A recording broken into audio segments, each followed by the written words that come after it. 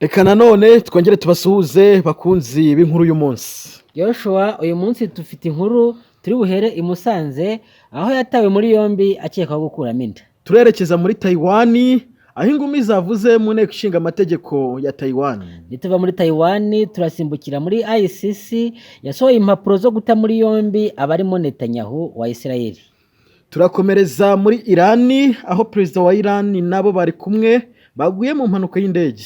Turaza kandi gusimbukira muri Tunisia aho abantu 23 baburiwe irengero mu nyanja ya Mediterane. Nituva muri Tunisia turajya mu Buhinde aho umugabo yakunze nyirabukwe baranasezerana, sebukwe nawe abiha umugisha. Turaza kuva mu Buhinde duce mu Bushinwa aho ibigo bitatu byo muri Amerika bikora ibyo gisirikare byafatiwe ibihano. Joshua reka duhere i Musanze kuri iyi nkuru y'uwatawe muri yombi akekwaho gukuramo inda.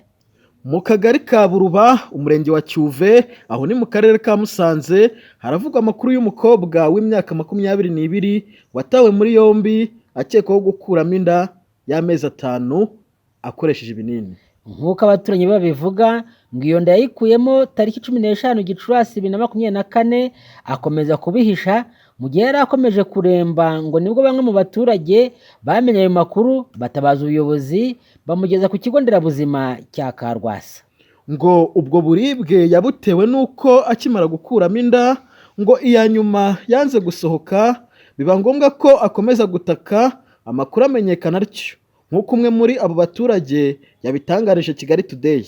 Joshua muri Kigali Today baragira bati akimara gukuramo inda yakomeje gutaka kubera uburibwe aho iya nyuma yari yanze gusohoka nibwo twabimenye duhamagara mudugudu nawe ahamagara ku kagari bamugeza ku kigo nderabuzima cya Karwasa aho mu kwisobanura avugaga ko iyo miti y'ibinini yayihawe n'umukecuru wo mu mudugudu wa Kivugiza ariko ntiyavuga amazina ye. Umunyamabanga nshingabikorwa w'akagari ka Buruba Irakoze Umutoni Sandra yemeje ayo makuru avuga ko uwo mukobwa yamaze kugezwa mu nzego z'umutekano. Ati ayo makuru niyo ariko niba yakoresheje imiti ibyo bimenywa na muganga ariko inda ye yavuyemo ubari mu nzego z'umutekano. Amakuru agera kuri Kigali Today avuga ko uwo mukobwa yajyanywe mu bitaro bya Ruhengeri kubonana na dogiteri basanga nta kibazo cyatuma akomeza kuba mu bitaro ahita ajya gufungirwa kuri polisi station ya Muhoza aho akurikiranywe n'urwego rw'igihugu rw'ubugenzacyaha iyo ni RIB. Joshua nkuko twabivuze reka dugiye muri Taiwan aho ingumi zivuza ubuhuha mu nteko ishinga amategeko. Muti byagenze gute rero? Philippe ni inkuru dukesha Kigali Today aho inteko rusange y'abadepite bo muri Taiwan ntabwo yarangiye neza kuwa gatanu tariki ya 17 Gicurasi nyuma y'imirwano yasize 8 bakomeretse mu gihe umwe yajyanywe mu bitaro. Iyi mirwano yaturutse ku itegeko ritavugagaho rumwe abadepite bari kwigaho ryo gusabira ibihano abadepite bakoresha imvugo z'ibinyoma mu nteko no gusaba uburenganzira bwisumbuye ngo inteko irusheho kugenzura ibikorwa bya guverinoma. Ni ingingo zitavugwagaho rumwe na mbere y'inteko rusange ariko ubwo bari bageze mu nteko byarushijeho kuba bibi. Impaka zimaze kuba nyinshi amashusho yafatiwe imbere mu nteko agaragaza bamwe mu badepite bakubita ibipfunsi bagenzi babo abandi baterura intebe bakazitera abo batumva ibintu kimwe. Amashyaka yarahanganye muri iyo nkundura ni Democratic Progressive Party cyangwa se DPP rya Perezida Lai Ching-te urahira kuri uyu wa mbere. Abishyaka ritavuga rumwe na leta ryitwa Kuomintang cyangwa se KMT ni ishyaka rya Taiwan People's Party. Umudepite umwe wa DPP yajyanywe mu bitaro kubera intebe yakubiswe mu mutwe na mugenzi we. Ishyaka DPP rishinja Kuomintang ubunyamusozi no kuzana mu nteko imishinga y'amategeko idashinga kandi tubahiriza uburyo busanzwe amategeko anyuzwamo ngo yemezwe. Ubundi kutemeranya ibintu ntibivuze kurwana. Joshua ubwo rero nkuko twabibwiye abakunzi bacu muri ICC naho ntago byoroshye. ICC yo yasohoye impapuro zo guta muri yombi abarimo Netanyahu wa Israel. So wenyine umushinjacyaha mu rukiko mpuzamahanga mpanabyaha ICC yasohoye impapuro zo guta muri yombi Minisitiri w'intebe wa Israel Benjamin Netanyahu, Minisitiri w'ingabo Yoav Gallant n'abayobozi b'umutwe wa Hamasi abashinja kugira uruhare mu byaha byakorewe mu ntara ya Gaza no muri Israheli guhera tariki ya 7 Ukwakira 2023. Nk'uko uyu mushinjacyaha Karim Khan yabisobanuye, Netanyahu na Gallant bakekwaho ibyaha by'intambara n'ibyibasiye inyokomuntu birimo kwicisha abantu inzara, kubabaza cyangwa se gukomeretsa bikomeye, kwica ku bushake, gutanga ibwiriza ryo kugaba ibitero bigambiriwe mu basivile, gutsemba biturutse ku kwicisha abasivile inzara, gutoteza n'ibindi bikorwa bya kinyamaswa.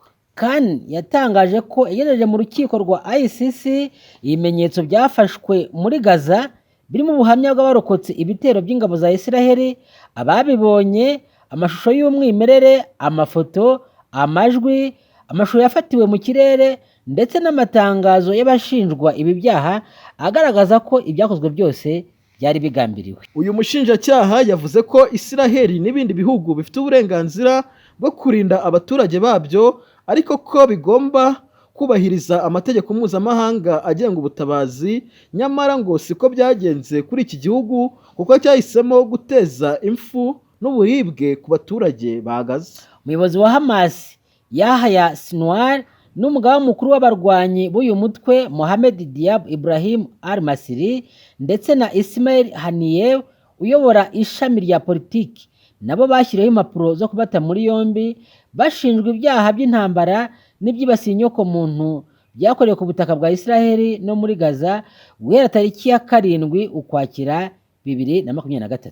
Kandi yasobanuye ko hari impamvu zifatika zituma aba bayobozi ba Hamasi bashinjwa kugira uruhare mu bwicanyi bwakorewe amagana y'abasivili ba Israheli no gufata bunyago abantu 245 mu gihe uyu mutwe wagabaga igitero muri Israheli.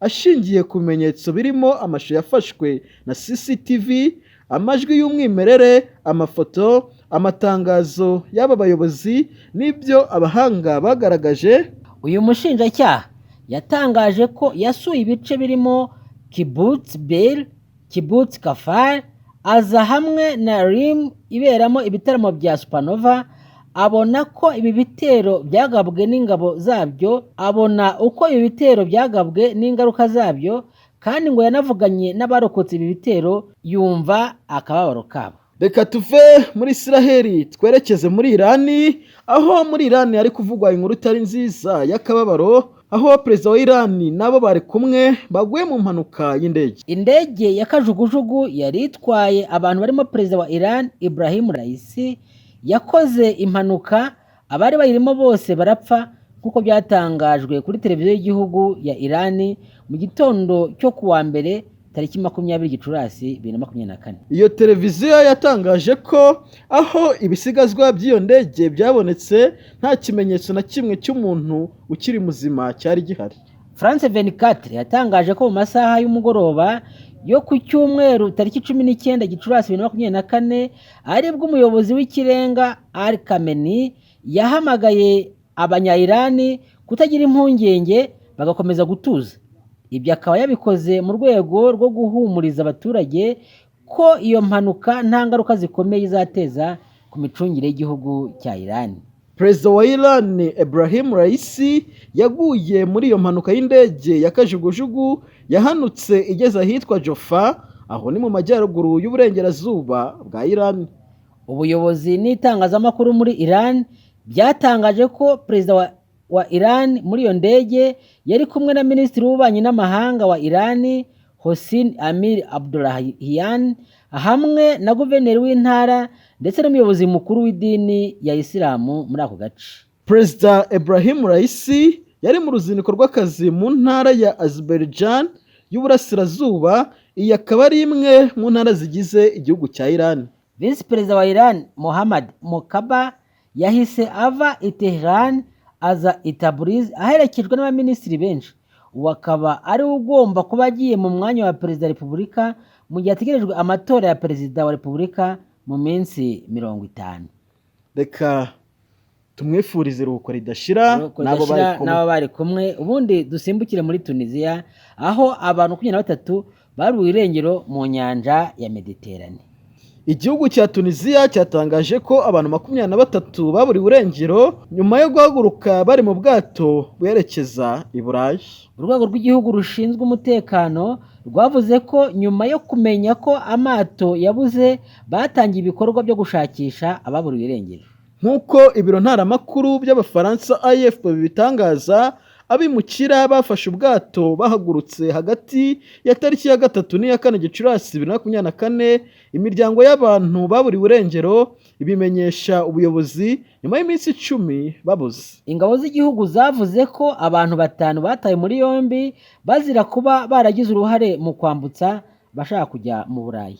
Tunisia ni kamwe mu duce twifashishwa cyane ku bashaka kwimukira mu Burayi hakoreshejwe ubwato. Imibare y'umuryango w'abibumbye yerekana ko byibuze abimukira 12,000 bageze ku nkombe z'Ubutaliyani mu mwaka wa 2023 bavuye muri Tunisia. Muri Gashyantare 2024 honyine abantu 13 bari baturutse muri Sudani barapfuye, abandi 27 baburirwa irengero, mu gihe hari n'ubwato bwarohamye hafi ku nkombe za Tunisia.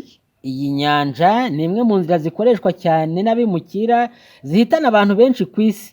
Ishami mpuzamahanga ryita ku mpunzi rivuga ko abantu 3,000 barohamye mu gihe bageragezaga kwambuka muri 2023 gusa. Reka twikomereza amakuru yacu twerekeze mu Buhinde, aho umugabo yakunze nyirabukwe barasezerana, sebukwe nawe abiha umugisha. Joshua, izi nkuru zo bita akasamutwe. Ahangaha rero mu Buhinde umugabo yakunze nyirabukwe baranashakana ndetse sebukwe abiha umugisha. Iyo nkuru y'urwo rukundo rutangaje ngo rwatangiye ubwo umugore w'uwo mugabo witwa Sikandari Yadav yari amaze gupfa. Nyuma uyu mugabo arimuka ajya kubana na sebukwe na nyirabukwe ahitwa Ibihari mu mudugudu wa Hirimoti. Uko iminsi yagendaga ishira, urukundo rw'uwo mugabo ufite imyaka 45 y'amavuko na nyirabukwe witwa Jeta ufite imyaka 55 y'amavuko rwaje guhindukamo urukundo rw'umugabo n'umugore, gusa ngo babanje kubihisha. Ariko mu gihe ibihuha byari bitangiye gukwira aho batuye bivuga ko aba bombi bakundana nk'umugabo n'umugore, umugabo wa Gita akaba na sebukwe wa Sikandari yatangiye gukurikirana ngo arebe niba ibivugwa ari byo koko, ariko umunsi umwe afata aba bombi bari mu bikorwa bigaragaza urukundo rwabo. Ubwoba yari amaranye iminsi abona ko bwari bufite ishingiro koko. Mu burakari bwinshi uwo mugabo yahise ajyana ikibazo cye ku nama y'ubutegetsi ku rwego rw'umudugudu wabo yitwa Panchayat, asaba ko icyo kibazo cyakemurwa. Joshua ni nk'abariganye muri gacaca.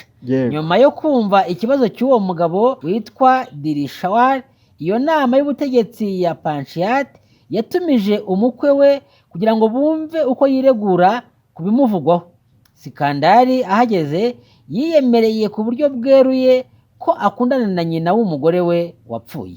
Nyuma y'uko na nyirabukwe Jeta atumijwe muri iyo nama y'ubutegetsi akiyemerera koko akundana n'umukwe we Sikandari, inama njyanama yahise yiyemeza kubashyingira, noneho bakabana ku buryo bwemewe. Inama y'ubutegetsi ikimara kubyemeza ityo, na Dirishwari sebukwe yahise ahindura ibitekerezo nyuma yo kubona uburyo abo bombi bahamiriza imbere y'ubutegetsi ko bakundana, ndetse atangira kubafasha mu myiteguro y'ubukwe bwabo. Muri video yashyizwe ku rukuta nkoranyambaga rwa X, Direshari agaragara abwira abanyamakuru ko yari yishimye cyane kugira uruhare mu gutegura ubukwe bwa Sikandari na Geta. Ikinyamakuru Audit Central kivuga ko Sikandari yanagaragaye mu ruhame asoma ku gahanga k'uwo mukunzi we wahoze ari nyirabukwe, abikorera imbere y'imbaga y'abantu benshi nk'uburyo bwo kwerekana ko amukunda ndetse banishimira kuba babaye umwe. Ibinyamakuru byo mu Buhinde byatangaje ko Sikandari Yadav yasezeranye na nyirabukwe Jeta Devi batangiye kubana nk'umugore n'umugabo ku buryo bwemewe n'amategeko, gusa ntibyatangajwe niba na Direshari sebukwe yarakomeje kubana nabo. Joshua, burya Ubuhinde n'Ubushinwa ntabwo ari kure cyane. Reka dusimbukire mu Bushinwa, aho ibigo 3 byo muri Amerika bikora bya gisirikare byafatiwe ibihano. Minisiteri y'ubucuruzi mu Bushinwa yatangaje ibihano bishya byafatiwe ibigo bitatu byo muri Amerika byari bihafite ibikorwa bifitanye isano n'imirimo ya gisirikare muri icyo gihugu. Ibi bigo birimo icya Boeing, aho ishami ryacyo rikora indege n'intwaro bya gisirikare Boeing Defense Space and Security BDS ari ryo ryahagarikiwe ibikorwa, hakiyongeraho n'ibindi bigo bya General Atomics Aeronautical Systems n'icya General Dynamics Land Systems. Ibi bigo byazize kuba byohereza intwaro muri Taiwan. Iyi minisiteri yise ibi bigo ibyo kutishingikirizwaho, ihita ibihagarika kuba byagira iri shoramari iryo ari ryo ryose bikora muri iki gihugu, ndetse inahagarika abayobozi babyo bakuru kuba bagira ingendo bongera gukorera mu Bushinwa. Ibi bihano byatangajwe ku munsi perezida mushya wa Taiwan yitwa Lai Ching-te yari arimo arahirira kuyiyobora, aho yatangaje ko ashaka gushyira ingufu nyinshi mu kubaka igisirikare n'umutekano. Bibaye kandi nyuma y'uko muri Mata uyu mwaka Ubushinwa bwari bwarafatiriye imitungo y'ikigo cya General Atomics Aeronautical Systems n'icya General Dynamics Land Systems.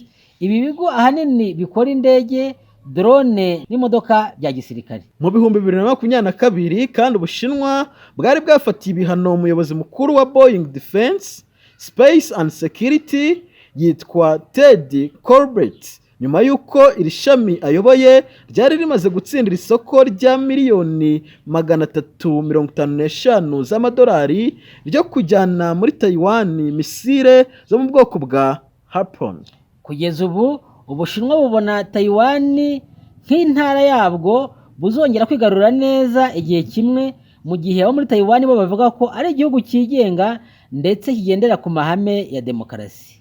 Kubera iyo mpamvu Ubushinwa bufata ko kohereza intwaro muri Taiwan ari ukuvogera ubusugire bwayo. Reka tubashimira abadukurikiye mwese, tubabwire ko inkuru y'umunsi ari akagaruka.